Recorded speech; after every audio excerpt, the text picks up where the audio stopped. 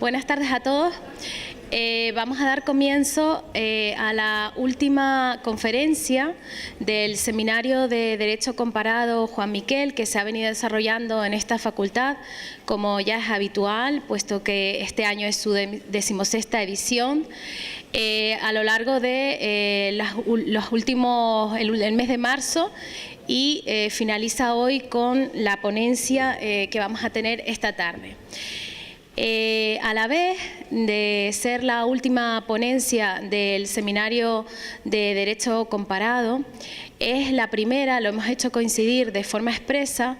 de un seminario hemos llamado por consenso en el área de Derecho Civil, Seminario de Especialización en Derecho Civil, que está dirigido principalmente a los alumnos, en esta ocasión, a los alumnos que cursan la asignatura de Derecho Civil 4, en definitiva, Derechos Reales y Derecho Inmobiliario Registral. El hacer coincidir estas dos, el final de un seminario como ya con solera, consolidado y de prestigio que trasciende esta facultad, máxime por el nombre que lleva, que fue el impulsor del Seminario de Derecho Comparado, el profesor Juan Miquel, como les digo, ya fallecido, pues el hacerlo coincidir con esta iniciativa que está en pañales, porque hoy comienza su andadura, esperemos que se consolide de la misma forma que lo ha hecho el Seminario de Derecho Comparado a lo largo de los años, pues como les decía, tiene un sentido para mí a nivel personal y para toda el área de Derecho Civil pues bastante importante, puesto que esta ponencia que va a enlazar ambos seminarios va a ser impartida por la directora del Seminario de Derecho Comparado y además por la profesora Elena Sánchez Jordán, que es profesora titular del área de Derecho Civil y además es la responsable de un proyecto de investigación, es la investigadora principal de un proyecto de investigación en el que estamos participando desde hace ya varios años, puesto que estamos en su segunda edición. En la actualidad, varios de los profesores del área de Derecho Civil de esta universidad. Precisamente ese seminario versa sobre el registro de la propiedad y tendremos ocasión de hablar de él muy brevemente, si bien muy brevemente, en una de las sesiones de este seminario de especialización en Derecho Civil. No puedo dejar de recordar también brevemente, porque bueno, no merece, o sea, quiero decir, no tenemos más tiempo para hacerlo, el nombre que entre todos hemos decidido darle a esta iniciativa dirigida para estudiantes, que es el nombre del profesor Pedro de Pablo Contreras, que fue catedrático de esta Universidad de Derecho Civil durante algunos años y que en la actualidad es catedrático de Derecho Civil en la Universidad de La Rioja. El profesor de Pablo es un profesor que ha sido el maestro de las que hoy les vamos a hablar y de la mayor parte de los profesores del área de Derecho Civil, dirigiendo nuestras tesis doctorales y orientando nuestra labor investigadora y docente a lo largo de, bueno, desde que entró en contacto con la Universidad de La Laguna. Por tanto, de una forma en agradecimiento y en reconocimiento a esa dedicación que siempre ha mantenido con esta casa, hemos decidido ponerle el nombre de su nombre a este seminario. También porque el profesor de Pablo se caracteriza por una cercanía, no sé si exagero diciendo descomunal o es muy cercano a los alumnos, es un profesor de los pies a la cabeza, dedicado a los alumnos, con los que todos los que hemos sido sus alumnos tenemos un recuerdo muy grato de sus clases, y además porque siempre el tema de los derechos reales ha marcado, se ha dedicado también a otras labores, a otras áreas del derecho civil, evidentemente, pero el tema de los derechos reales yo diría que es uno de sus favoritos. Bueno, Pues este seminario, dado que ahora en el programa hay una pequeña presentación del mismo, muy someramente decirles que vamos a contar con la participación de representantes de distintos colegios profesionales. Concretamente tendremos a un notario, a un registrador y a un administrador de fincas. También contaremos con la presencia de personal de la empresa Grafcan, cartográfica de Canarias, que asistirán para darles una sesión. A la vez también participaremos profesores, los restantes participantes seremos profesores de Derecho Civil de esta universidad, si bien quiero expresamente agradecer ya desde el primer día la participación de todos los profesionales externos que altruistamente han decidido colaborar en este seminario únicamente movidos por su deseo de ayudar en la formación de los alumnos que pues van a asistir al mismo. Mi máximo agradecimiento por ello. También quisiera agradecer como directora de este seminario desde el primer momento a los dos coordinadores del mismo, los profesores José Arturo Mateu y Luis Capote, porque sin ellos pues esta iniciativa pues no estaría viendo la luz en estos momentos. Sin más, les dejo con la ponencia de la profesora Elena Sánchez, que lleva por título El empleo de las cláusulas generales legales en auxilio del deudor hipotecario. Como ustedes saben, un tema de máxima actualidad donde los haya y un tema que pone el broche final y el comienzo, como hemos dicho, a algo que ya comenzó en este seminario de Derecho Comparado con la cláusula del profesor catedrático, la conferencia del catedrático de Derecho Civil José María Miquel, a la que me consta que muchos de ustedes tuvieron la oportunidad de asistir y que versó precisamente, no exactamente sobre lo mismo, pero sí sobre una materia que podríamos entroncar perfectamente con la temática de la charla que esta tarde vamos a escuchar. Presentar a Elena para mí es un honor. No solamente por su valía profesional, que está fuera de toda duda, máxima cuando recientemente ha sido acreditada como catedrática de universidad, sino porque nos une una gran amistad consolidada a lo largo de muchos años, con lo cual todo lo que yo les pueda decir de ella es poco. En cualquier caso, me consta también que aquí hay muchos de sus alumnos que con toda seguridad van a comprobar, que habrán comprobado y los que no lo comprobarán ahora, que estamos hablando de una persona que les va a sorprender sin duda con la charla, la conferencia que esta tarde va a impartir a todos. Muy bien, pues sin más les cedo la palabra. Muchas gracias. Gracias, Arantxa. Y gracias a todos ustedes por estar aquí, que sabemos que son un público cautivo porque luego tienen que firmar, o sea que no están aquí porque vienen a escuchar a la profesora Elena Sánchez, sino porque luego firman fuera. Firman los alumnos de primero, no los de segundo, porque para los de segundo se habilitarán unas listas la semana que viene. Dicho lo cual, quiero, antes de empezar, hacer una precisión. Hace 2 semanas el profesor Miquel nos hablaba de las cláusulas abusivas en los préstamos hipotecarios. Yo les voy a hablar también de cláusulas, pero no de las cláusulas abusivas, sino de otra figura completamente distinta. Entonces, aprovechando que cierro un seminario y empiezo otro, hago 2 en 1, les voy a dar 2 charlas en una. No se preocupen que no voy a estar 2 horas, Yo creo que 40 minutos más o menos es a lo máximo que llegaré, porque además pongo la velocidad de crucero, como saben bien mis alumnos, y entonces vamos rápido. Pero sí que la charla tiene 2 partes claramente diferenciadas. Tiene una parte teórica importante y luego tiene una parte de aplicación práctica,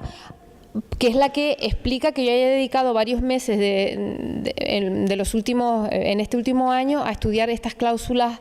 generales legales. Por lo tanto, no se asusten si les empiezo contando un rollo que les parece muy teórico, porque es que es lo único que me va a permitir justificar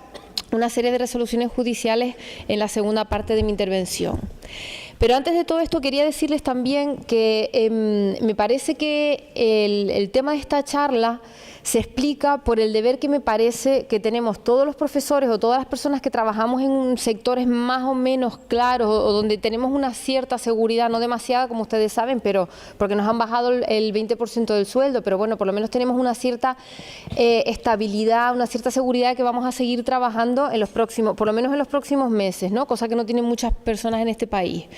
Tenemos además un plus añadido, que es que aquí no tenemos jefes, o tenemos pocos jefes. El profesor de Pablo fue un jefe de todos nosotros porque fue nuestro director de tesis, pero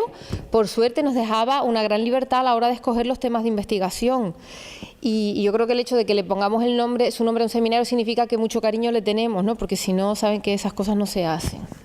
Bueno, esto es para justificarles por qué he escogido hablar de este tema esta tarde. Como les decía, yo creo que nosotros los que estamos trabajando en la universidad y en esos otros sectores de la sociedad o del mundo real, más bien, que no estamos amenazados inmediatamente por el desempleo y por la pérdida de la vivienda, tenemos que hacer un esfuerzo por echar una manita, por arrimar el hombro en favor de esas personas que sí que lo están pasando mal, y no solo mal, sino muy mal.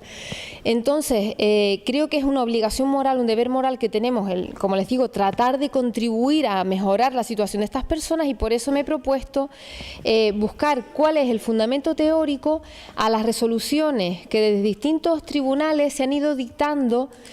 no exactamente a favor del deudor hipotecario, porque lo que decían los jueces o magistrados que dictan esas resoluciones no es que estén a favor del deudor hipotecario, sino que dicen que cuando se adjudica la vivienda hipotecada en favor del banco acreedor, el banco ejecutante acreedor, la deuda queda saldada con la entrega del bien y no se puede seguir reclamando más allá de esa cantidad. Mis pobres alumnos, que son alumnos de primero, me han oído hablar de esto un montón de veces, y además saben que estamos aquí navegando entre dos mares, porque estamos entre la dación en pago, que se explica precisamente en primero de Derecho, y la ejecución hipotecaria y la hipoteca, que se explica en segundo de Derecho. Entonces se han tenido que estudiar un montón de temas que no les correspondían todavía para poderse preparar el seminario loco en el que los he metido, que ha hecho que se pelee la mitad de la clase con la otra mitad, que yo espero que de aquí a final de curso se arreglen las cosas. Pero vamos, ayer casi llegó la sangre al río, espero que los asuntos se reconduzcan y no lleguen a matarse entre ellos. Aquí yo lo que voy a hacer es tratar, insisto, de darles un fundamento teórico para justificar esas 12 resoluciones, que son las que conozco yo, que se dictan y dicen que se tiene que acabar la ejecución en el momento, o que se tiene que acabar la ejecución, no, que se acaba la deuda con la entrega al acreedor hipotecario de la vivienda hipotecada. Las razones que me han llevado a ocuparme de este tema, como les digo, además de esta obligación moral que creo que tenemos todos, se explican porque otro gran amigo mío, el profesor Andrés González Sanfiel, profesor de Derecho Administrativo de esta facultad, se le ocurrió el año pasado organizar un seminario titulado algo así como el Derecho ante la crisis. Entonces invitó a una serie de profesores de la facultad a que cada uno desde su ámbito examinara cuáles eran las consecuencias principales que la crisis que estamos viviendo a todos los niveles ha ocasionado en cada uno de esos sectores. Y a mí, obviamente, me encargó que hablara del derecho civil, porque es de lo que sé un poquito. Y claro, a mí me dijeron, ocúpate de la dación en pago, pero a mí la dación en pago, como saben ustedes, me parece un poco aburrida, porque es una cosa que estudiamos nosotros ahí en Civil 1, es un subrogado del cumplimiento, es una forma alternativa de cumplir, entregas una cosa distinta de la pactada, y yo no le veía mucha chicha, ¿no? Que es a lo que a nosotros nos interesa cuando empezamos a estudiar un tema, los profesores, buscamos chicha. Y me dijeron, estúdiatela a nivel de derecho comparado. Y dije, sí, en Estados Unidos, ¿no? Que es lo que dice todo el mundo. Es que en Estados Unidos se usa la dación en pago, pero es que en Estados Unidos hay 50 estados, cada uno con su legislación. Y si yo me iba a poner a estudiar la legislación de los Estados Unidos, ya solo con eso hacía 3 tesis doctorales. Entonces, claro, no me daba tiempo, porque me habían dado 3 meses para escribirlo. Y empecé a preguntarme, bueno, ¿qué hago? Bueno, pues estudio las vías de solución, las posibles alternativas, y empecé a indagar sobre cómo se estaba resolviendo el problema de los deudores sin recursos a nivel judicial. Y me encontré con estas 12 resoluciones, de las que hablaré más adelante con detenimiento, que trataban de buscar una solución justa y equitativa a los problemas que estaban viviendo estas personas que ven cómo no pueden afrontar el pago del préstamo hipotecario y se quedan sin su vivienda. Y para eso, como a veces existen las conjunciones favorables de astros, hablando con el profesor Miquel justo el año pasado, cuando vino al seminario dedicado a su hermano, el profesor Miquel, que ustedes conocieron hace 2 semanas, me decía, ¿por qué no empiezas a estudiarte las cláusulas generales legales que es una figura que yo estudié en el año 97, que en este país no se ha estudiado mucho, pero es una forma que han utilizado en otros países, especialmente en Alemania y en Italia, para tratar de flexibilizar la aplicación de las normas injustas. Y yo, como soy bastante alternativa, mis alumnos lo saben, le dije, pues sí, me parece que es una buena, un buen camino que se puede seguir, ¿no? Y empecé a estudiarlo y me encontré con la maravillosa fortuna de que en Italia hay ríos, han corrido ríos de tinta sobre esta figura y he podido hacer una construcción teórica, yo creo que bastante sólida sobre esta herramienta, este instrumento que se llama, insisto, cláusula general, pero no es la cláusula general que se incluye en el contrato, sino es una cláusula general legal, es una herramienta legal que se contiene en las normas, que luego permite la flexibilización a la hora de interpretar por parte de los tribunales lo que dicen las demás normas, y con eso construí mi estudio. Yo voy a dividir mi intervención en tres partes, aunque ustedes piensen que estoy terminando, estoy todavía sin empezar, todavía no he empezado la charla. En la primera parte les voy a situar, voy a hacerles una especie de dibujo de la situación en la que nos encontramos ahora, de dónde estamos. Luego les voy a construir la figura, desde mi punto de vista, de la cláusula general legal. Les voy a contar en qué consiste esta figura. Y en la última parte les voy a decir cómo se ha aplicado, en mi opinión, esta cláusula general legal por parte de los jueces y tribunales que creo que sin saberlo la han estado utilizando en los últimos 2 años. Entonces, como punto de partida, tenemos que situarnos en el momento de crisis que estamos viviendo, que yo no les voy a repetir porque ustedes lo conocen tan bien como yo. Pero sí que quiero insistirles en un argumento que es importante. Tenemos que partir de datos fiables. No podemos partir para construir una argumentación de los datos que nos dan los bancos, ni de los datos que nos da la PA, ni de los datos que nos da la plataforma Stop Desahucios, ni de ningún dato, sino de los datos del Consejo General del Poder Judicial, que fue lo que hice yo. Porque ayer me decían que solamente un 3% de las viviendas que están siendo ejecutadas pertenecen o son primeras viviendas. Yo dije, ¿cómo se sabe eso? Ah, es un dato que me dieron los bancos, un dato que encontramos a nivel bancario. Yo no me fiaría mucho de los bancos, tampoco me fiaría demasiado quizás de la PA, porque cada uno arrima el ascua a su sardina, como ustedes saben bien, ¿no? Entonces cada uno va a tratar de justificar su posición. Entonces me he ido a la parte que se supone que es imparcial, que es el Consejo General del Poder Judicial, que además proporciona unos datos bastante buenos. Pueden ser criticables porque no nos proporcionan el nivel de desglose que nos gustaría. Nos gustaría a lo mejor que estuvieran más separados, más claros, y que nos dijeran de todos los desahucios que se han producido, cuántos son de primera vivienda, cuántos son como consecuencia de ejecuciones hipotecarias, cuántos de impagos de arrendamiento, y eso no los tenemos. Pero nos dan grandes números que sí que nos sirven para hacernos una idea. Entonces, con los datos proporcionados por el Consejo General del Poder Judicial, que como les digo no son demasiado sospechosos de estar a favor de una o de otra parte, son más o menos neutrales, entre el 1 de enero y el 30 de septiembre del año pasado, porque los datos los producen por trimestres, y los de hasta diciembre del año 2012, no sé si ya estarán, pero yo desde luego la última vez que lo consulté no los habían publicado todavía. Hasta septiembre del año pasado, es decir, en 9 meses, se habían producido 76.000 desahucios en este país. Yo creo que es un número importante que nos debería llevar a reflexionar sobre qué es lo que está pasando, porque si 76.000, no personas, sino familias o procesos de ejecución han sido iniciados, de desahucio han sido iniciados, implican a muchas personas. Multiplique 76.000 por 4, que es un número más o menos razonable de miembros de una familia, y les da un número estrepitoso de personas. Bueno, pues sobre la base de esos números que, como les digo, los proporciona el Consejo General del Poder Judicial, me parece que no resulta extraño que desde diferentes ámbitos, desde sectores muy distintos de la sociedad, se esté tratando de buscar remedios que traten de aliviar en la medida de lo posible la situación de muchas personas que, atraídas por las facilidades para la obtención de préstamos hipotecarios en el periodo dorado, en el apogeo de la burbuja inmobiliaria, se aventuraron a adquirir una vivienda. Y aquí no vamos a hablar de las razones. Unos lo hicieron para especular, otros lo hicieron porque les apetecía una casa con jardín y tener el perro y el coche aparcado en el garaje, otros porque veían muchas películas americanas y ese era el modelo. No nos vamos a aventurar, como les digo, en las razones que llevaron a esas personas a pedir los préstamos. Lo cierto es que los pidieron y se les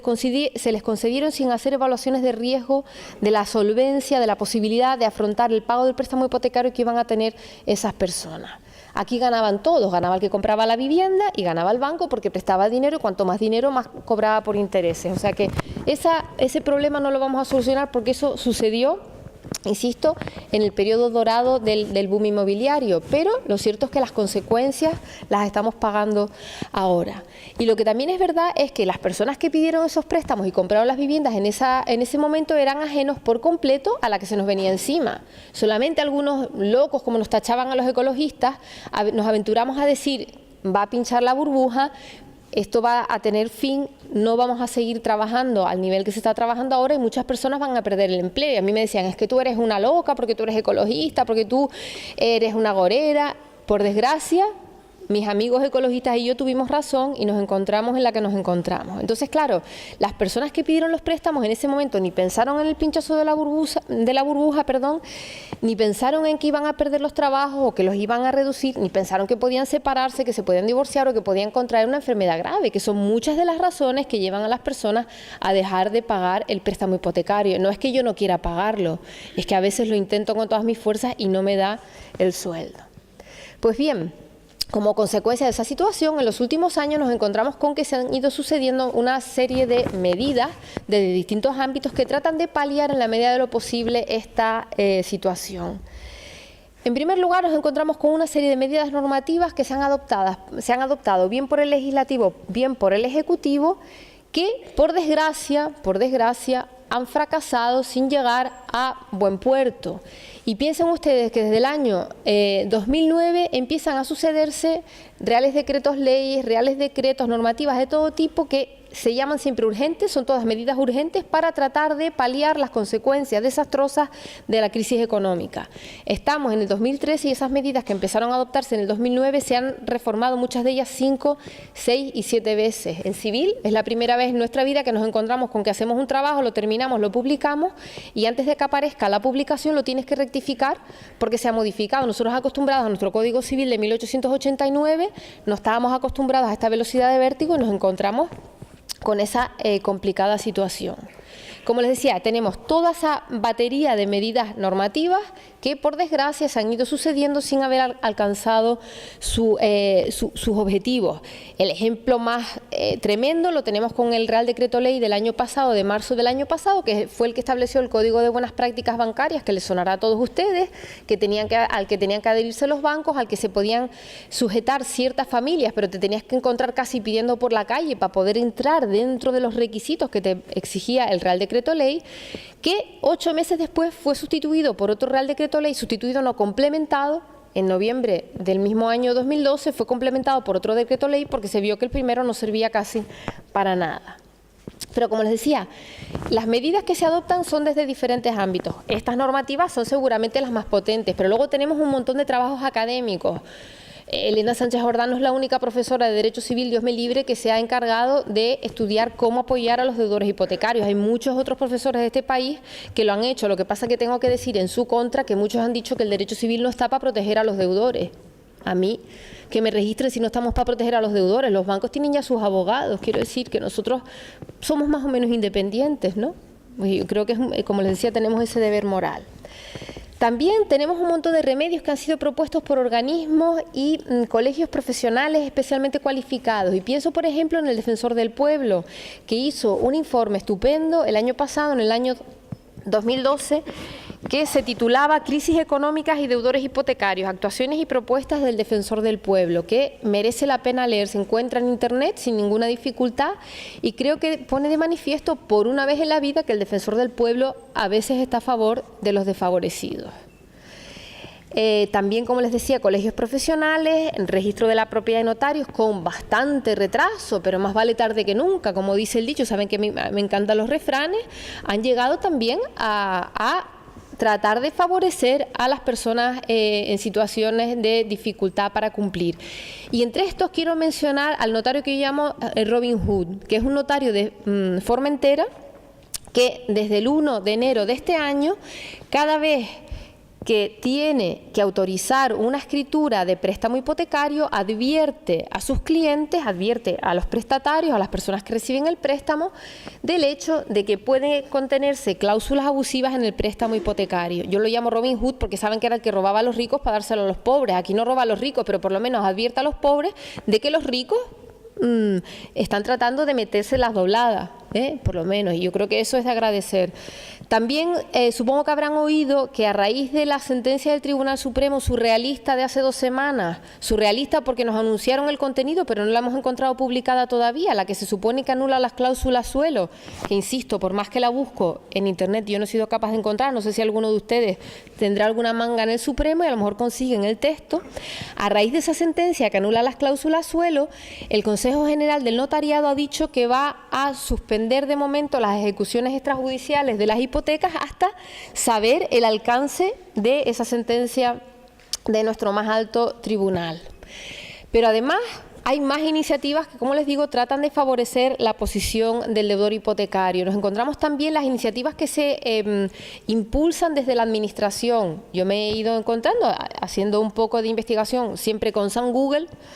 que hay ayuntamientos, comunidades autónomas, provincias, hay distintos entes públicos que están tratando de buscar alternativas a la situación que viven estas personas que no pueden hacer frente a los préstamos hipotecarios. La más surrealista la leí esta mañana en un boletín de novedades que recibimos los profesores de civil, que decía que la Junta de Andalucía iba a promover una ley contra las cláusulas abusivas, y yo me pregunté, ¿y desde cuándo las comunidades autónomas como la andaluza tienen competencias en materia de derecho civil? Porque ustedes lo saben, todos han cursado ya Derecho Civil 1. En Andalucía no hay competencias en materia de derecho civil, o sea que no sé cuál es el fundamento competencial que van a utilizar en la Junta de Andalucía para tratar de buscar la solución, que la solución me parece que será buena. Quiero decir, el intento de buscar la solución me parece encomiable. Lo que pasa es que hay que buscar una base legal. Yo no sé si será una maniobra de despiste del señor presidente de la Junta de Andalucía en relación con el caso de los ERE. Porque ustedes saben que aquí en este país tenemos que estar tapando, ¿no? Tapamos un agujero con algo llamativo. Entonces, yo creo que la conclusión es que casi ningún sector se ha quedado de brazos cruzados frente a las consecuencias de la crisis, salvo uno. Hay uno que se ha quedado de brazos cruzados, que es estupendo, los cerrajeros. No sé si saben que los cerrajeros en algunas comunidades autónomas han hecho huelga de brazos caídos y han dicho: nosotros no vamos a ir a desahuciar a las personas que han perdido la vivienda por impago de la hipoteca. Y eso me parece que también es de destacar y hay que ponerlo de relieve. Pues bien, en este contexto donde todo el mundo, como les decía, ha tratado de hacer dentro de sus posibilidades, ha tratado de aportar su granito de arena para tratar de paliar las consecuencias más negativas de esta crisis, me parece que no es extraño que distintos juzgados y tribunales hayan dictado una serie de resoluciones que, tratando de aliviar la angustiosa situación de los obligados hipotecarios, han llevado a cabo una interpretación que yo considero que es correctora de las normas aplicables, en muchas ocasiones recurriendo a la cláusula general legal de la buena fe y a la cláusula general legal del abuso del derecho, que, insisto, no son las cláusulas abusivas de las que hablaba el profesor Miquel el otro día, que son cláusulas que introducen las partes contratantes en sus contratos. Estas son cláusulas que ya existen, que están en la ley, están en la norma, la buena fe y el abuso del derecho están previstos en el Código Civil, y lo que hacen los tribunales es agarrarse a esos instrumentos que están en la ley y flexibilizar la interpretación de las normas con esa base. Yo creo que en la mayoría de todas de estas ocasiones, son 12 las resoluciones que yo conozco, pero bueno, 12 es un punto de partida. En estas ocasiones podemos afirmar que nos encontramos ante supuestos de desarrollo judicial del derecho a través de las cláusulas generales. Y aquí, cuando algunos de los compañeros de la facultad escucharon esta charla, porque yo tuve ocasión de darla con ocasión de la festividad de San Raimundo, que es el patrón de la facultad, me decían: pero bueno, aquí se produce un problema, porque si los jueces están desarrollando el derecho, estamos en conflicto el poder legislativo con el poder judicial. Digo, bueno, pero es que parte de la labor del poder judicial es desarrollar el derecho y a veces corregir las injusticias que causa el mismo poder legislativo. Y esto veremos que ha sucedido ya en la historia en algunas ocasiones con unas consecuencias bastante sorprendentes. Bien, Lo que en mi opinión está claro es que los juzgados y tribunales han adoptado estas decisiones, a las que me referiré en la última parte de mi intervención, con la voluntad de rectificar la letra de normas que son particularmente odiosas, por lo menos en el contexto actual. Odiosas en el sentido de que son contrarias a la justicia, que es lo que creo que deberíamos buscar los que nos dedicamos al derecho. Pues bien,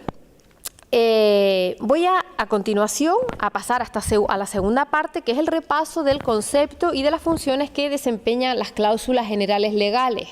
porque esa es la manera que creo que me permitirá examinar en la tercera parte si lo que han hecho los jueces y tribunales es en realidad aplicar las cláusulas generales legales o si lo que han hecho es sacarse un conejo de la chistera, que yo creo que eso es difícil de sostener. Bueno,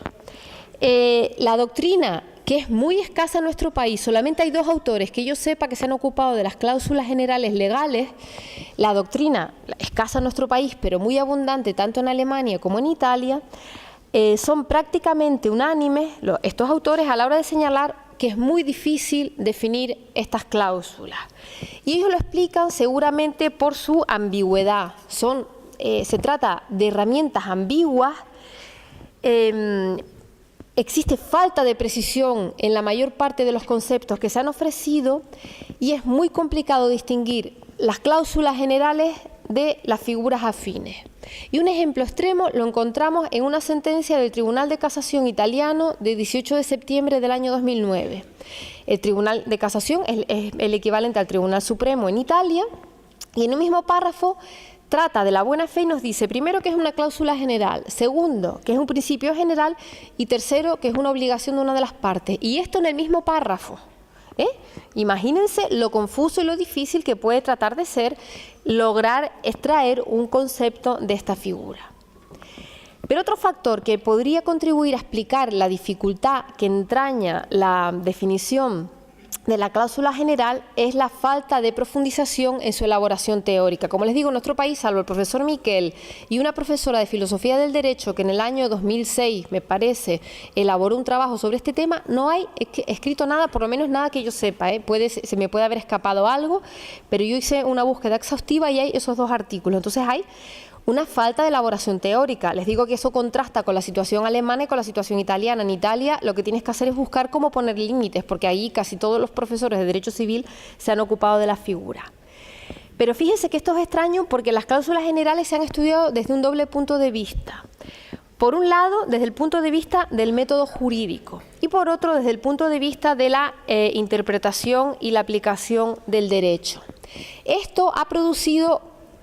una especie de enredo, de confusión entre un tema de teoría general relativo al concepto de cláusula general y a su ubicación en la teoría de las normas jurídicas y otro asunto que, aunque también pertenece a la teoría de las fuentes, es sobre todo de política del derecho, que se refiere al papel de la jurisprudencia y al poder creativo del juez. Es decir, que nos hacíamos un lío cuando estábamos estudiando las cláusulas generales, o sea, que no se hacen un lío solo ustedes, pobres estudiantes. Los autores de Derecho Civil, los profesores de Derecho Civil, que llevamos muchos años dedicándonos a estudiar, nos estábamos enredando entre la cláusula general, que es una fuente del derecho, permite al juez crear, es un tema de teoría general, no lo teníamos claro y eso justifica también en parte el que no lo hayamos estudiado. Cuando una cosa es difícil, prefieres dejarla de lado y ocuparte de algo más fácil. Pero también hay un cierto grado de consenso acerca de las razones que explican el que hasta hace pocos años se haya estudiado muy poquito o se haya utilizado muy poquito, mejor dicho, estas cláusulas generales por los tribunales italianos y españoles frente a lo que sucede en Alemania, que es el primer país donde se estudia con fundamento la figura. La primera causa que justifica la poca utilización de las cláusulas generales por parte de los tribunales está en el caso italiano, en la importancia que ha tenido una corriente filosófica, que es filosófico-jurídica, mejor dicho, que es el positivismo legislativo, que tiene una enraizada tradición de formalismo legalista en la consolidación del Estado de Derecho, frente a lo que sucede en Alemania, donde se ha otorgado una gran importancia a la creación judicial del derecho, por lo menos a partir de la escuela del derecho libre. Entonces, son 2 maneras de aproximarse al derecho que justifican que en unos casos nos preocupemos más por las cláusulas generales porque representan esa facultad creativa del juez frente a lo que sucede en países como Italia o España, donde estamos más apegados a la letra de la ley y somos más positivistas. Pero además, una segunda causa Esta me parece en el escaso valor que le hemos atribuido en nuestro país al principio de buena fe, a la cláusula de buena fe, al menos hasta el año 1974, que fue cuando se modificó el Código Civil y se introdujo la buena fe como entre los principios fundamentales de nuestro ordenamiento jurídico en la reforma del título preliminar. Y en Italia se decía simplemente que se atribuía muy poca relevancia normativa a la cláusula general de buena fe que existía desde el Código Civil de 1942, pero se le atribuía poca importancia. Sobre la base de estos antecedentes, pues no es de extrañar que en España se haya estudiado, como les decía ya en varias ocasiones, muy poco la cláusula general. Lo que es llamativo, en cambio, es el enorme interés que han despertado en la doctrina italiana, porque con las mismas bases que en España, los italianos han dedicado, como les decía, una enorme atención a esta figura. Y esto se explica porque un insigne jurista al que quizás podamos invitar el año que viene a la Facultad de Derecho, el profesor Stefano Rodotà, que ha sido miembro del Tribunal Constitucional, que fue el garante, el defensor de la privacidad, de la protección de datos en Italia, él le dedicó un estudio a las cláusulas generales y a su papel en la creación del derecho en el año 1967. Y a raíz de ese estudio se puso de moda en Italia estudiar la figura. En los años 70 decían los autores que era uno de los temas más apasionantes, más novedosos y más entretenidos para los estudiosos del derecho civil.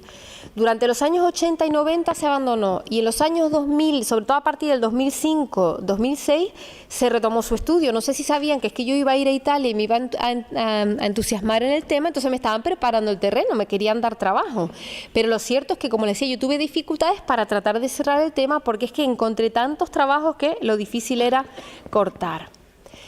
Y lo que ocurre es que se ha puesto de moda la cláusula general de buena fe no solamente en Italia, sino también a nivel europeo, porque cuando se han redactado los principios del derecho europeo de contratos, de los que se ha hablado en otros años en este seminario de derecho comparado, se ha reservado un puesto de honor al principio de buena fe. En concreto, en el artículo 1201 de los principios del derecho europeo de contratos se hace referencia al principio de buena fe. ¿Y qué es lo que pasa en Alemania? Que es donde, como yo les decía, ha surgido el estudio de esta figura, hay tanta doctrina, hay tanta utilización por parte de los tribunales, algo de especial tiene que tener para que haya sido el lugar, digamos, fundador de esta figura. Bueno, pues lo que ocurre es que el precepto que consagra en el BGB la obligación del deudor de ejecutar la prestación de acuerdo con las exigencias de la buena fe, que es el parágrafo 242, ha sido calificado como parágrafo regio, porque ha sido tan utilizado por los tribunales que a veces incluso se ha dicho que se ha abusado del mismo. O sea que nos hemos encontrado con la situación contraria de la española a la italiana, que es que se ha hecho un uso excesivo, en opinión de algunos autores, de esta figura. Pero volviendo ya al caso de nuestro país y tratando ya de empezar a centrar el concepto de cláusula general, después de haber dicho que es difícil de precisar, creo que podemos apuntar, de acuerdo con lo que dice el profesor José María Miquel, que la modificación que se hizo del Código Civil en el año 1974 esta modificación procuró fortalecer la creación judicial del derecho y puso a disposición de los jueces los instrumentos necesarios para acomodar las leyes a la realidad social. Es decir, que se reconoce por la propia doctrina española el papel fundamental que ha tenido esta reforma del título preliminar y la inclusión de la cláusula de la buena fe en el título preliminar del Código Civil. En esta modificación, como les digo, se atribuyó un papel decisivo al principio de buena fe, junto a otros elementos que el mismo autor considera también ejemplos de cláusulas generales legales, como son la prohibición de abuso del derecho, la interpretación de conformidad con la realidad social o la prohibición de ir contra los propios actos, entre muchas otras. Por lo tanto, sabiendo que en esta reforma del año 74 se da tanta importancia a la buena fe y a la creación judicial del derecho, no es de extrañar que las pocas ocasiones en las que nuestros autores se han ocupado de las cláusulas generales haya sido precisamente cuando han estudiado la buena fe, que insisto es el principio fundador de nuestro ordenamiento jurídico y sin el cual creo que no se puede entender el derecho civil y no se puede, menos todavía, aplicar el derecho civil. Y como ustedes saben, el título preliminar del Código Civil se aplica a las restantes ramas del ordenamiento jurídico, o sea que lo que yo les estoy contando ahora para el derecho civil les vale para todas las demás ramas, o sea que les sirve para justificar los casos de administrativo hasta los casos de penal si me apuran y que no me oigan los profesores de penal, pero las normas fundadoras del ordenamiento jurídico están en el título preliminar del Código Civil, con perdón de los demás profesores. Bueno, yendo ya al concepto. Si nosotros nos ocupamos o atendemos mejor a la función y a la finalidad de las cláusulas generales, podemos decir que son estructuras normativas que se dirigen al juez,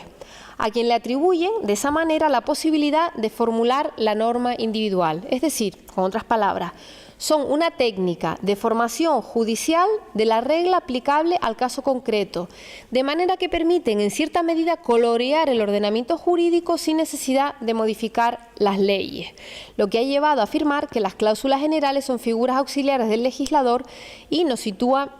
en un plano que podríamos considerar de técnica legislativa. Se ha sostenido además que permiten modelar la dinámica de una sociedad en transformación, lo que no está exento de riesgos, como resulta de los excesos a los que condujo el empleo de las cláusulas generales en Alemania durante el periodo nacionalsocialista, donde en cierta medida su empleo facilitó la subversión del ordenamiento jurídico. Resulta además, creo, muy llamativo que durante ese periodo, durante el periodo nazi, se construyera una cláusula general para evitar que se aplicaran las leyes anteriores que no fueran conformes con el ideario del régimen nazi. Es decir, los nazis utilizaron la cláusula general a su favor, cuando en otros momentos históricos se podía utilizar la cláusula general para desechar las leyes que no fueran justas. Y es más, es que se llegó a aprobar una conclusión en este sentido en un congreso. Se reunieron los juristas alemanes, no todos, pero por lo menos los juristas afectos al régimen, se llegaron a reunir en un congreso, aprobaron una conclusión en este sentido y publicaron esa conclusión en el año 1936, que es una cosa bastante surrealista. En cualquier caso, esta circunstancia no ha impedido que se les considere a las cláusulas generales un instrumento que es indispensable para el progreso del derecho, porque permiten al juez corregir un precepto legal que considere injusto. Si nos centramos más que en la función y en las finalidades de las cláusulas generales, en su contenido y en su estructura, los autores nos han dicho que las cláusulas generales son disposiciones legales o fragmentos de normas que son incompletas, se caracterizan porque son incompletas, porque poseen un contenido indeterminado, elástico y flexible, porque comprenden conceptos muy generales y se refieren a supuestos de hecho muy generales o muy abstractos y operan al servicio de valores y actitudes presentes en una organización social. Es decir, es lo mismo que nada, con lo que yo les estoy diciendo, siguen sabiendo de las cláusulas generales lo mismo que sabían antes, porque estamos hablando de un concepto muy vago y muy impreciso que es precisamente lo que critica la doctrina. Dicen que aquí estamos hablando de la vaguedad, porque estamos hablando de cosas que son difícilmente aprehensibles. Entonces, para superar estas dificultades, lo que se ha tratado de hacer es, para tratar de saber de qué estamos hablando cuando hablamos de cláusulas generales, es que se ha tratado de distinguir las cláusulas generales de algunas de sus figuras afines. Y así, si no sabemos qué son las cláusulas generales, por lo menos sabemos a qué hacemos referencia cuando utilizamos esta expresión, que ya es algo. Y en primer lugar, es interesante distinguir las cláusulas generales de los conceptos jurídicos indeterminados, que es un concepto del que ustedes han oído hablar ya, supongo, en algunas materias, en algunas asignaturas. Son términos que en algunas ocasiones se han utilizado como sinónimos, insisto, cláusula general y concepto jurídico indeterminado. Y esto ha sucedido sobre todo en nuestro país, donde como no había muchos estudios, tanto los pocos autores que lo estudian como en algunas ocasiones el Tribunal Supremo e incluso el Tribunal Constitucional han utilizado cláusula general o concepto jurídico indeterminado como si fueran sinónimos. A pesar de eso,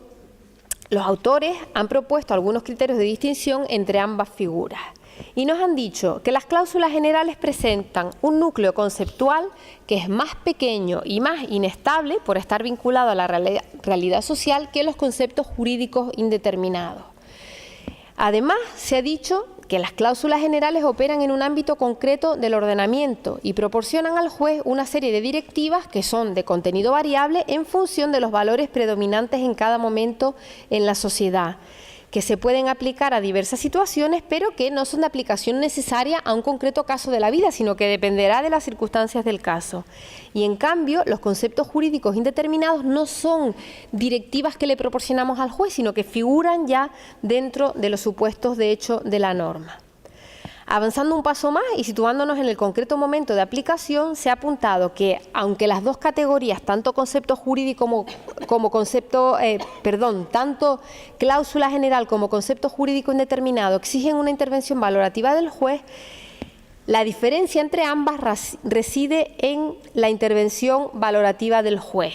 Cuando hay una cláusula general, el juez está contribuyendo a formar la norma y, en cambio, en el caso de los conceptos jurídicos indeterminados, lo único que hace es controlar si en el caso concreto se da el supuesto de hecho que está previsto por la norma. O sea que las diferencias son sustanciales. La labor del juez es creativa en el caso de la cláusula general, mientras que simplemente de control en el supuesto del concepto jurídico indeterminado. Pero no se preocupen que voy más rápido porque les veo las caras aburridas. Yo sé que esta parte es densa, pero sin la elaboración teórica no podemos nosotros llegar hasta donde queremos llegar. Diferencia entre cláusulas generales y principios generales del derecho. Nos dicen que la diferencia está clara desde el punto de vista formal, ya que las primeras cláusulas generales son disposiciones legales, mientras que las segundas no necesitan estar formuladas en la ley. Seguro que los profesores de teoría del derecho les han dicho que los principios generales del derecho son esos principios etéreos que vagan por ahí, que informan todo el ordenamiento jurídico y no tienen que estar en la ley, mientras que las cláusulas generales sí que lo están. O sea que es una diferencia formal importante. ¿Qué es lo que pasa? Que si nos colocamos en el plano aplicativo encontramos dificultades, porque muchas veces los principios están formulados a través de cláusulas generales. Algo que es un principio general está formulado en la norma a través de una cláusula general. Y el ejemplo, claro, lo tenemos con la buena fe. La buena fe está contenida en el Código Civil en el artículo 7.1, pero sabemos también que es un principio general del derecho. O sea que ahí la confusión está servida o los problemas están servidos. Entonces, ¿qué nos dicen los autores? Que los principios generales son principios deductivos o principios de argumentación, mientras que las cláusulas generales le dan al juez una medida o una directiva para encontrar una norma que le permita decidir. Son, por lo tanto, una técnica de formación judicial de la regla que se debe aplicar al caso concreto. En cambio, para otros autores, se puede entender que son principios generales los valores sobre los que se funda el ordenamiento jurídico o una parte del mismo, mientras que las cláusulas generales no son principios, sino que están destinadas a actuar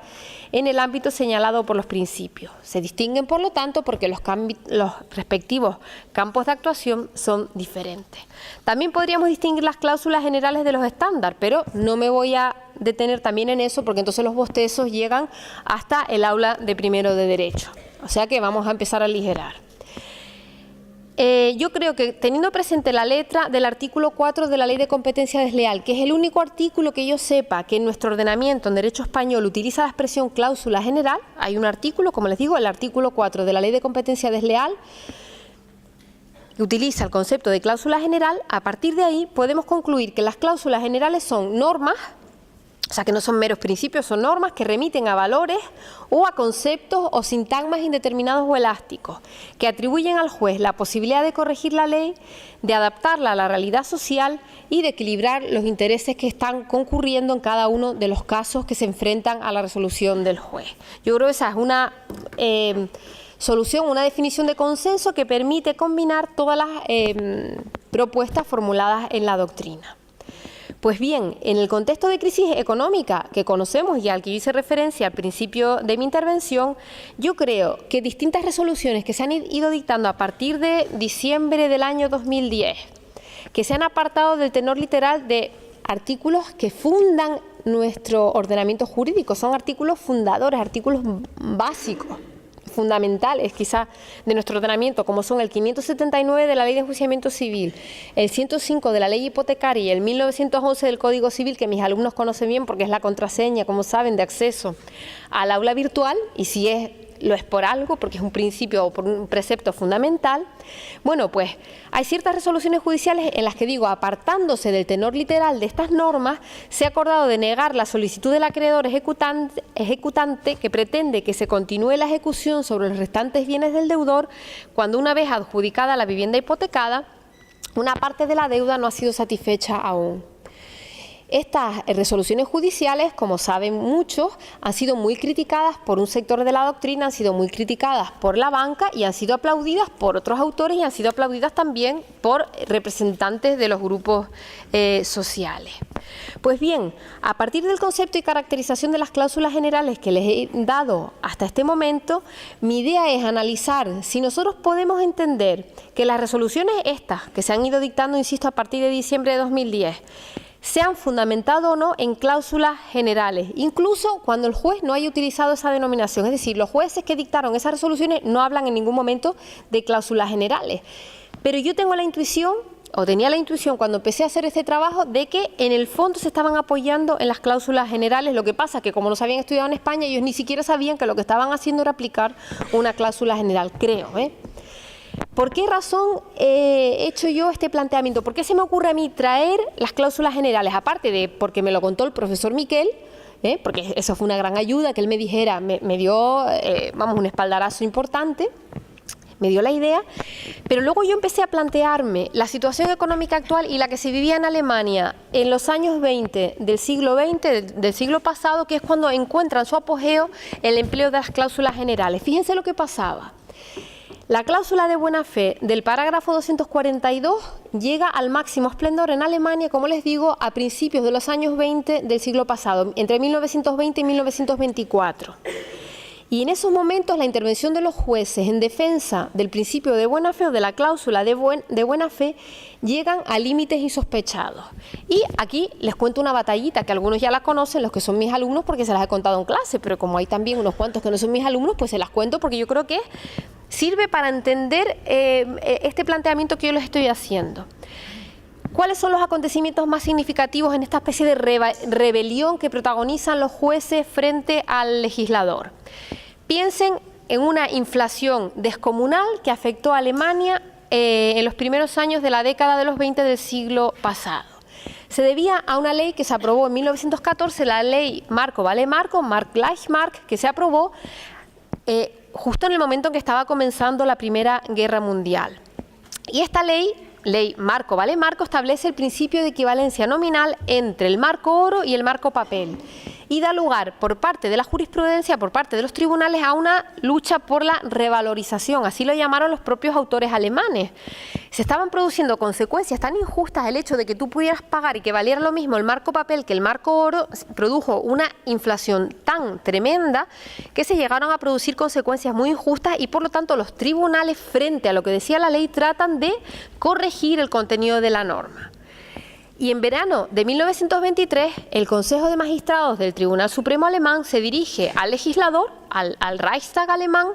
al Parlamento alemán, y le solicita que adopte alguna medida para tratar de paliar las consecuencias de la inflación, porque la situación estaba ocasionando graves problemas de conciencia a los jueces, que tenían que dictar sentencias, pero que iban contra sus principios porque se daban cuenta de que eran sentencias injustas. Poco después, el mismo tribunal alemán dicta una sentencia que es fundamental en la historia de la jurisprudencia alemana, de 28 de noviembre de 1923, que algunos autores alemanes consideran el suceso más dramático en la historia de ese tribunal.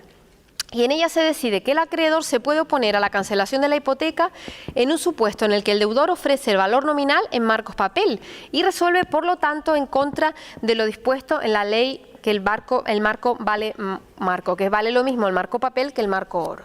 Y al mismo tiempo esa decisión, esa resolución judicial permite la revalorización judicial practicada por los jueces de las obligaciones hipotecarias con apoyo en el parágrafo 242 del BGB, que como saben ustedes, porque se los dije antes, es el que contiene el principio de buena fe. ¿Qué pasó? ¿Qué hizo el gobierno alemán frente a esta sentencia? Pues pretendió impulsar una ley en sentido contrario a lo que había acordado el tribunal. Y como reacción frente a la propuesta del gobierno alemán y en un acto que los autores llaman insólito e inaudito, el 8 de enero de 1924 se reúne la Junta de Magistrados del Tribunal Supremo Alemán y le exigen al legislador respeto a la jurisprudencia del tribunal. Imagínense ustedes al Tribunal Supremo Español diciéndole al Parlamento Español o al gobierno español: respeten lo que nosotros acordamos. Eso sería impensable. Sería impensable ahora. Pues imagínense cómo fue en 1924 en Alemania. Le dijeron: aténganse a lo que nosotros estamos resolviendo, porque como a ustedes se les ocurra aprobar esa ley, nosotros los vamos a desobedecer. Y aquí no es la PA, no es la Plataforma de Afectados por la Hipoteca, es la Junta de Magistrados del Tribunal Supremo Alemán la que dice: te vamos a desobedecer a ti, gobierno, si tú no respetas las decisiones que estamos adoptando de acuerdo con el principio de buena fe. Pues bien, a mí me parece que los paralelismos que se dan entre la situación apenas descrita en Alemania de esta grave crisis económica y lo que estamos viviendo en la actualidad son importantes, no solamente por el trasfondo de crisis económica, sino sobre todo por esta actitud valiente de una serie de jueces y tribunales frente a las decisiones del legislador o frente a al tenor literal de ciertas normas que conducen a resultados que se podrían considerar injustos y, por lo tanto, en palabras del mismo tribunal, inmorales. Tengo que decirles que es verdad que en los casos resueltos por el tribunal alemán se hace a favor del acreedor hipotecario, mientras que en los casos que estamos viendo, nosotros en nuestro caso está resolviendo a favor del deudor hipotecario. Por lo tanto, no sé si cuando se llega hasta nuestro Tribunal Supremo será tan valiente como lo fue el Tribunal Supremo alemán en aquel momento, que dijo: voy a resolver en justicia y no voy a resolver con las normas en la mano. Pero, por lo menos, fueron capaces de enfrentarse a esta normativa. Yo tengo mis dudas de que el Tribunal Supremo lo haga, el Tribunal Supremo español. Primero, porque, como les digo, en el caso resuelto por el Tribunal alemán se hizo a favor del acreedor y no a favor del deudor. El acreedor hipotecario sabemos que es la parte potente y que incluso los tribunales pueden estar a favor del acreedor hipotecario en ciertos casos. También tengo mis dudas de que lo haga porque ya el Tribunal Supremo se ha pronunciado a favor de la subsistencia de la acción personal del acreedor por la parte de la deuda no cubierta por el valor de la adjudicación del inmueble hipotecado, incluso en algunos supuestos en los que el valor de adjudicación era muy inferior al de tasación. Es verdad que estas sentencias son antiguas para los estándares que tenemos ahora, es decir, son sentencias anteriores a la crisis, al despliegue de la crisis inmobiliaria, pero se ha pronunciado ya el Tribunal Supremo en contra de esta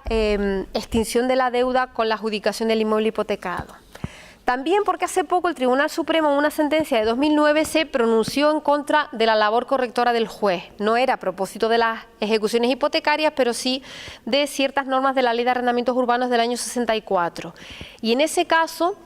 el Tribunal Supremo ya dijo que no podía interpretar demasiado correctoramente porque eso llevaría a diluir los nítidos límites que existen entre la labor legislativa y la judicial. Y en tercer lugar, el tercer motivo que me lleva a pensar, a ser poco optimista con la posible posición del Tribunal Supremo si tuviera que enfrentarse a estos problemas, es que el Tribunal Constitucional, que no es el Supremo sino el Constitucional, pero el Constitucional ha dictado recientemente un auto de 19 de julio de 2011 en el que acuerda la inadmisión de una cuestión de inconstitucionalidad que plantea un juzgado de Sabadell por la posible vulneración de la Constitución por los preceptos que integran lo que el juez llama régimen legal de ejecución hipotecaria, que son los preceptos que ya hemos ido viendo, que son preceptos casi todos de la Ley de Enjuiciamiento Civil, y en ese auto se dice que es que esos preceptos son constitucionales. Claro, si ya el Constitucional ha dicho que esas normas son constitucionales, es difícil que el Tribunal Supremo corrija algo que ha dicho el Constitucional, aunque tenemos muchos ejemplos en los que al Tribunal Supremo le encanta corregir al Constitucional como al Constitucional le encanta corregir al Supremo. Aquí saben que estamos siempre entre dos poderes que están enmendándose la plana los unos a los otros. Como los notarios con los registradores, pues tenemos al Constitucional con el Supremo que están tratando de pelearse. Si alguna vez pueden afear la conducta al otro, lo harán. En cualquier caso, también quiero decirles que la aprobación más o menos reciente, ya hace unos cuantos meses, pero en términos de derecho civil reciente, del Real Decreto Ley de noviembre de 2012, que fue el último que se aprueba a favor de los deudores hipotecarios, que trata de paralizar los desahucios, puede dar lugar a una ralentización en el ritmo de los desahucios y, por lo tanto, a una relajación en la tendencia correctora por parte de los tribunales. De momento ya podemos apreciar una tendencia cambiada, un cambio de paso, mejor dicho, en los órganos que han sido tachados de vanguardistas. Es decir, los órganos que dictaron las sentencias favorables al deudor ahora están empezando a rectificar y a dictar sentencias a favor, o autos, mejor dicho, a favor del acreedor. En concreto, la Audiencia de Navarra, que fue la primera que dictó el auto, que dijeron que era la campanada, porque era la primera que entendía cancelada la deuda con la adjudicación del inmueble a la entidad acreedora, etcétera. Bueno, esa audiencia, que fue, insisto, la pionera, la primera, ya ha dictado recientemente, en mayo de 2012, un auto que se aparta del criterio sostenido en el auto de 2010 y lo fundamenta detenidamente, porque no le queda más remedio, como es lógico, y lo fundamenta con el auto del Tribunal Constitucional al que les acabo de hacer referencia y con la modificación del artículo 671 de la Ley de Enjuiciamiento Civil por el Real Decreto Ley 8/2011 de 1 de julio, que sube el mínimo por el que se puede adjudicar al acreedor el inmueble hipotecado y lo eleva del 50 al 60%, que no resuelve mucho, pero algo resuelve. De todas maneras, y aquí he tenido que actualizar la charla que di en San Raimundo porque por suerte las cosas van deprisa, se acaba de producir una circunstancia que abre una nueva espita a favor de los deudores hipotecarios, que es la famosa sentencia dictada por el Tribunal de Justicia de la Unión Europea, que todos conocen porque está colgada en el aula virtual y porque yo les hablo de ellas hasta en sueños, ¿no? Esta sentencia de 14 de marzo de 2013 se dicta en respuesta a una cuestión prejudicial que se plantea por un juez de lo mercantil de Barcelona en el año 2011, en el que cuestiona si el sistema de ejecución de títulos judiciales sobre bienes hipotecados y pignorados de la Ley de Enjuiciamiento Civil supone una limitación de las garantías del consumidor para ejercer acciones que garanticen una tutela efectiva de sus derechos. Bueno, antes de que se pronunciara la sentencia, que saben que se pronunció 2 días antes de la charla del profesor Miquel, 4 días antes de su charla, y antes de publicar la sentencia, las conclusiones de la abogada general intuían por dónde iba a ir la cosa. Ya nos dejaba entrever que el sistema español de ejecución de títulos hipotecarios era contrario a la normativa comunitaria, y eso es lo que ha refrendado esta sentencia. Se declara, por un lado, que la Directiva de Protección de los Consumidores se opone a una normativa como la española, en la que no solo no es posible formular motivos de oposición basados en el carácter abusivo de una cláusula contractual, sino que tampoco permite que el juez competente para apreciar el carácter abusivo de esa cláusula pueda suspender el procedimiento que está en curso o adopte alguna serie de medidas cautelares. Y por otro lado, y esto me parece muy interesante, si lo conectamos con la definición de cláusulas generales que les hacía antes, nos da una serie de indicaciones, o le da una serie de indicaciones mejor a los órganos jurisdiccionales para apreciar el carácter abusivo o no de las cláusulas. Y nos dice cómo se tiene que interpretar el artículo 3 de la directiva. Le dice al juez, si a ti alguien te plantea el artículo 3 de la directiva comunitaria, tú tienes que interpretarlo de esta manera. Y nos dice que cuando se le haga referencia al desequilibrio importante en detrimento del consumidor, el juez tiene que analizar las normas nacionales aplicables para determinar si el contrato deja al consumidor en una situación menos favorable que la prevista por el derecho nacional vigente. Es decir, tienes que comparar el contenido del contrato con lo que dice el derecho nacional. Si el contenido del contrato es desfavorable para el consumidor, la cláusula será abusiva porque hay un desequilibrio importante. Pero le dice el Tribunal Europeo al juez español cómo tiene que interpretar ese concepto de desequilibrio importante. Y además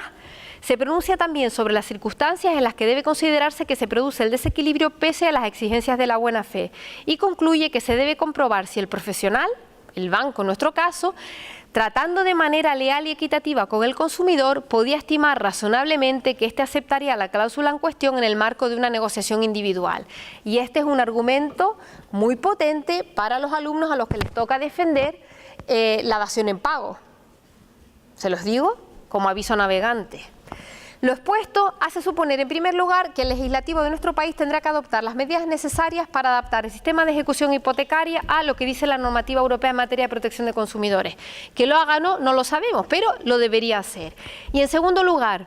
que está proporcionando el Tribunal Europeo a los jueces y tribunales españoles criterios para dar contenido a un concepto indeterminado, desequilibrio importante, en mi opinión es un concepto jurídico indeterminado, y a una cláusula general legal como son las exigencias de la buena fe. O sea que fíjense cómo esta aplicación o esta respuesta a una cuestión prejudicial nos reconduce otra vez al concepto teórico del que estábamos hablando antes. Bueno, volviendo otra vez y ya entrando en la tercera y última parte, y no se desesperen porque ya me queda poquito para terminar, fíjense el montón de páginas ha disminuido considerablemente,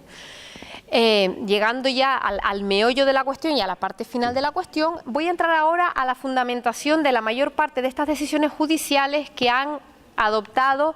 resoluciones que son favorables a los deudores hipotecarios.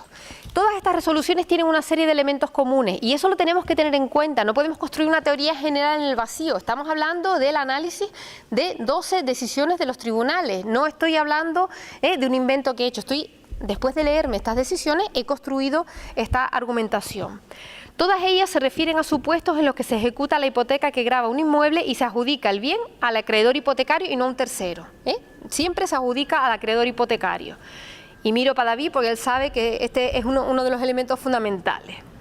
Y se hace además por un importe muy inferior al valor de tasación que figura en la escritura de constitución de la hipoteca, quedando pendiente de pago alguna suma no cubierta por el importe de adjudicación. Ese es el primer elemento común. Segundo elemento común, solicitada por el acreedor la continuación de la ejecución por las cantidades adeudadas y no satisfechas aún, se acuerdan todas ellas de negar la petición del acreedor ejecutante. ¿En qué difieren? Difieren, en cambio, en los argumentos que han utilizado para justificar la decisión, y eso me ha permitido construir varios grupos de sentencias o varios grupos de resoluciones en función de los criterios utilizados por el órgano judicial. Argumentos que encajan todos ellos en la enumeración de cláusulas generales legales que hace el profesor Miquel y quienes estudian la figura. Hablan de buena fe, de equidad, de prohibición de abuso del derecho, interpretación conforme a la realidad social o de la prohibición de ir contra los actos propios, entre otras. Primer grupo, el primer conjunto de resoluciones que fundamentan la decisión adoptada en la prohibición del abuso del derecho, en la doctrina de los actos propios y en la necesidad de efectuar una interpretación conforme a la realidad social. Aquí encaja la primera de todas, el auto estrella, que es el auto de la Audiencia Provincial de Navarra de 17 de diciembre de 2010, que fue el primero en esta tendencia y cuya argumentación ha sido seguida por otras, como el auto del Juzgado de Primera Instancia número 44 de Barcelona de 4 de febrero de 2011, que lamentablemente ha sido revocado por la Audiencia Provincial de Barcelona, el auto del Juzgado de Primera Instancia número 3 de Vinaròs de 11 de marzo de 2011, otro de la Audiencia Provincial de Córdoba de 1 de febrero de 2012 y el auto del Juzgado de Primera Instancia número 3 de Arenys de Mar de 22 de febrero de 2012, que me interesa especialmente porque aquí el juzgador, el juez, reprocha a las entidades financieras que pretendan la escrupulosa aplicación de las reglas sobre ejecución hipotecaria contenidas en la ley cuando ellas mismas, las entidades financieras, se habían apartado de manera importante de las normas que regulan la tasación y valoración de los bienes hipotecados. Es decir, los bancos no habían respetado las normas que les incumben sobre cómo deben tasar y valorar los inmuebles hipotecados, no las habían respetado, pero pretendían que los jueces y tribunales respetaran al pie de la letra las normas de la Ley de Enjuiciamiento Civil. Es por lo menos un poco cínico, ¿no? Bien, todos estos autos, todas estas resoluciones afirman que hay abuso del derecho en la adjudicación del bien hipotecado a favor de la entidad acreedora por un importe muy inferior al que figura en la escritura de constitución de la garantía hipotecaria, aunque reconocen, es verdad, que la redacción literal del 579 de la Ley de Enjuiciamiento Civil no ofrece dudas interpretativas y que desde un punto de vista formal no puede afirmarse la existencia de abuso del derecho, porque el precepto citado, el 579, permite al ejecutante solicitar que se prosiga la ejecución por la cantidad no cubierta por la subasta. Sin embargo, esto no les impide corregir la letra del 579 y ahí es donde entra la labor correctora del juez y la cláusula general. El auto de la Audiencia Provincial de Córdoba de 1 de febrero de 2012 dice: el principio de legalidad procesal previsto en el artículo 1 de la Ley de Enjuiciamiento Civil exige el cumplimiento y el respeto de los presupuestos, requisitos y límites que la propia Ley de Enjuiciamiento Civil establece. Pero no debe olvidarse que, admitiendo la legalidad procesal diversas interpretaciones, debe buscarse siempre la más favorable a la eficacia del derecho a la tutela judicial efectiva, razonamiento que permite al tribunal afirmar que el artículo 579 de la Ley de Enjuiciamiento Civil no impide que el ejecutado pueda formular oposición. Para justificar su decisión aluden también al artículo 3.1 y a la interpretación conforme a la realidad social, lo que les permite afirmar la inmoralidad de la pretensión de la parte acreedora y corregir el tenor de la normativa en materia de ejecución hipotecaria. Ese es un primer grupo. Un segundo grupo añade a la prohibición del abuso del derecho y a la doctrina de los propios actos la necesidad de interpretar las normas de acuerdo con las exigencias de la buena fe y en particular de conformidad con los preceptos de la legislación en defensa de los consumidores. Y así tenemos el auto de la Audiencia Provincial de Girona de 16 de septiembre de 2011, el del Juzgado de Primera Instancia número 5 de Lleida de diciembre de 2011 también, el auto del Juzgado de Primera Instancia número 3 de Torrejón de Ardoz de 10 de enero de 2012, y el del Juzgado de Primera Instancia número 8 de Valladolid de 27 de febrero de 2012, que es también de los que tienen datos buenos. En este último, en el auto de Valladolid, hay una circunstancia que se censura por el juzgador y que yo creo que hay que destacar porque demuestra la actitud de los bancos. La entidad acreedora se adjudica el inmueble por el 50% de su valor de tasación, en aquel momento todavía podía hacerlo por el 50%, no había que llegar al 60%, solicita la continuación de la ejecución por las cuantías no satisfechas por esa adjudicación y al mismo tiempo pone a la venta la vivienda por una suma que cubriría con creces la cantidad deudada, es decir, te la adjudicas por el 50%, pero la vendes, la pones a la venta en tu página web, además no disimulan nada, por una cantidad muy superior que cubriría sobradamente el importe de la deuda reclamada. El auto lo que dice es que si se llevara a cabo la venta por el precio fijado por el banco, habría un enriquecimiento injusto del acreedor, lo que me parece a mí que es completamente cierto. En la mayoría de estas resoluciones se atribuye a la estipulación contractual que impone al deudor hipotecario la asunción personal de la deuda la consideración de cláusula abusiva. Y aquí nos vamos a las otras cláusulas. Fíjense, ya no estamos en cláusula general, sino en cláusula abusiva, porque hablamos de una estipulación que se contiene en el contrato y nos dicen que esta estipulación que está en el contrato, que impone al deudor hipotecario la asunción personal de la deuda cuando la garantía hipotecaria ha cubierto con creces el importe de la deuda, pero se adjudica por un valor inferior, nos dice, en este caso es una cláusula abusiva y por lo tanto es nula. Para ello se apoyan a veces en el artículo 7 del Código Civil, que consagra el principio de buena fe,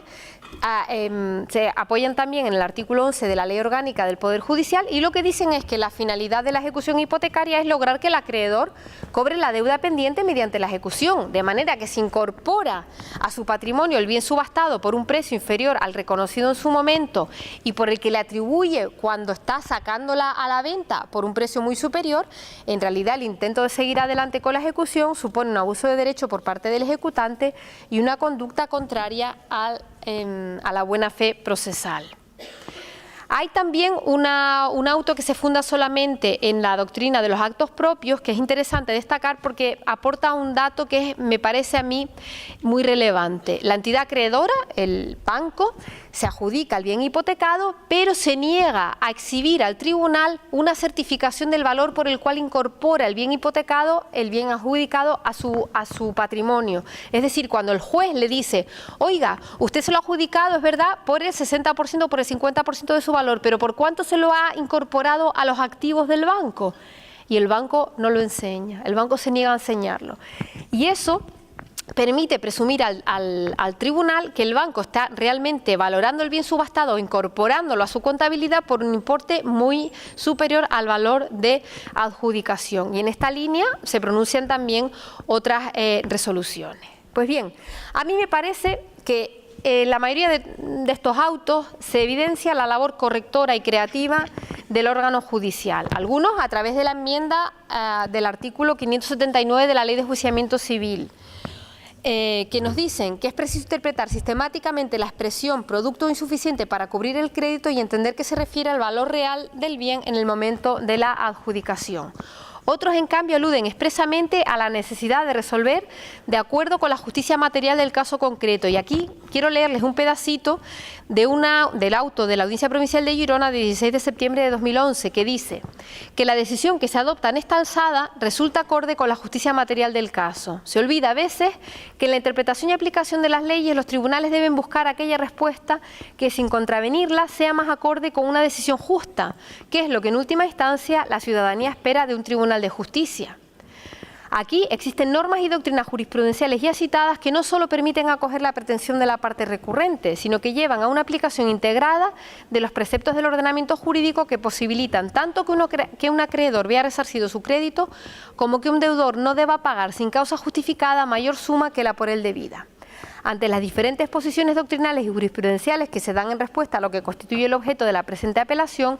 debe optarse por una solución que no olvide pues la justicia del caso y no conlleve un beneficio injustificado a favor de aquella parte que interviene en una posición de fuerza en la firma de un contrato de adhesión. Este trozo lo leí ayer, me parece, uno de mis alumnos, si no me equivoco, en el seminario, porque me parece que es llamativo.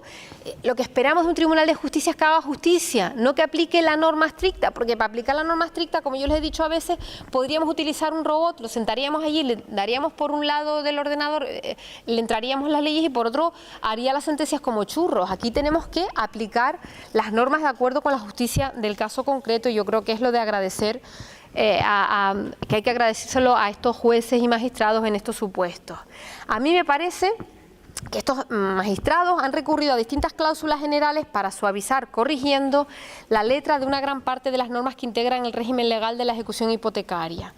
Yo creo que puede considerarse que mediante la referencia a cláusulas como la buena fe, la prohibición del abuso del derecho y la interpretación conforme a la realidad social, los jueces están contribuyendo realmente al progreso del derecho y además lo están aplicando en un modo que responde a las exigencias de justicia que reclama la sociedad. Con sus decisiones han rectificado preceptos legales y han hecho algo que dice el profesor Miquel que caracteriza las cláusulas generales, que los jueces han asumido responsabilidades que ni el legislativo ni el ejecutivo han querido asumir. Porque por lo menos, esta es mi opinión, los parches normativos que se han aprobado, en particular desde el ejecutivo, no van más allá de una mera operación de marketing que va dirigida a calmar a ciertos sectores de la sociedad que reclaman una solución contundente al drama que afecta a un número creciente de familias, pero que en realidad no va a contribuir a mejorar la situación de la mayor parte de los obligados hipotecarios, porque ni se mete en el problema del vencimiento anticipado, ni se mete en el problema de los intereses moratorios, ni al final está dando una solución a las personas que no pueden hacer frente al pago de la hipoteca. Y por lo tanto, me parece que hay que agradecer la valentía de los jueces y magistrados que, tratando de sacar chispas de justicia, han hecho realidad la definición de justicia que nos daba Ulpiano en la época de los romanos, que dice que hay que darle a cada uno lo suyo. Dice más cosas, habla de honestum vivere, pero dice también que hay que darle a cada uno lo suyo, es un quique tribuere, dicen, ¿no? Les ha dado a los bancos los inmuebles por el valor real, por lo menos por el valor real que habían aceptado los bancos, y a los deudores la posibilidad de rehacer sus vidas o al menos de recuperar la esperanza. Muchas gracias.